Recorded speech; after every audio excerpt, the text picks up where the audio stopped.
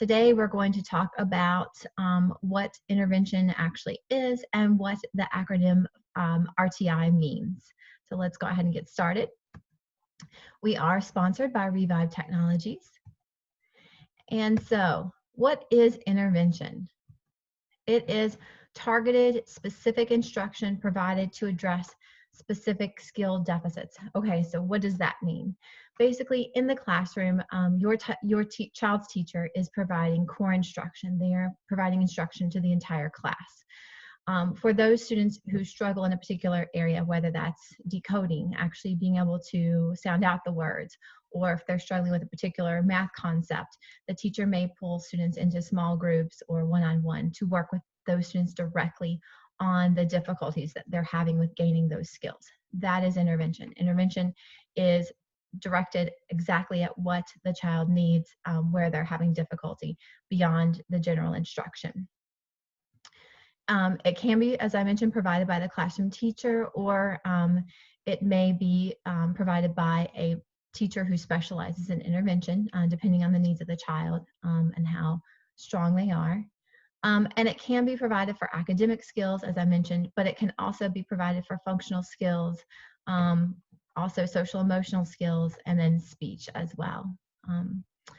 For social emotional skills, intervention may even be provided by the school counselor or psychologist. They may be checking in with your child or having smaller groups with your child to work on those skills with peers who also need to work on the same skills.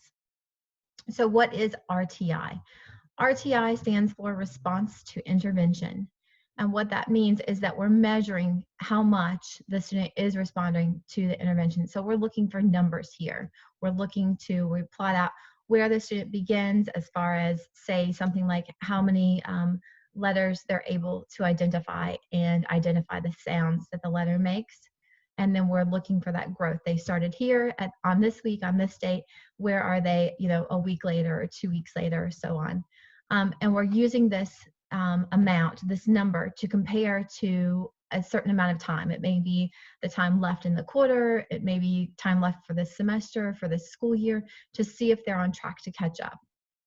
Our goal is always to close that gap. The student is down here, we need them here. Do we have, are we making progress fast enough that we can close that gap, because we want the student on track to be exactly where they need to be. So what if we are looking at those numbers and we see that the intervention just isn't working, or it isn't working fast enough? What's our next step? We're going to problem solve. So we're going to possibly change the intervention itself. If we feel like we had decided that a student is having, let's say, trouble with decoding, actually sounding out the words, and we feel like at first that maybe the student just needs to work on fluency. They just need to become a faster reader. And through working with them, we realize actually they're really still having to put too much effort into sounding out multisyllabic words with more than one syllable. Then we may want to back up our intervention and work directly on the skills that they need to kind of chunk the words and sound them out. We may also want to change the frequency or the intensity of the intervention. We may want to change how often the intervention is being done. Maybe it needs to be done more times a week or for a longer time period if it's intensity. Those are certainly things that we can increase. We can increase just one or both depending on the needs of the child. And certainly we can go back and adjust these multiple times if we need to. If we see that they are making progress, but that is just not fast enough, that's one of the first things you want to do, is to try to up that frequency or up that intensity. And again, we're going to continue collecting the data, continue to track those numbers to see where the child is at, so we know if that response rate is improving. And if there's no improvement, or there's just not enough, after we've gone through a couple of cycles of this, it may be time to talk with the intervention team and to see if there may be something else going on.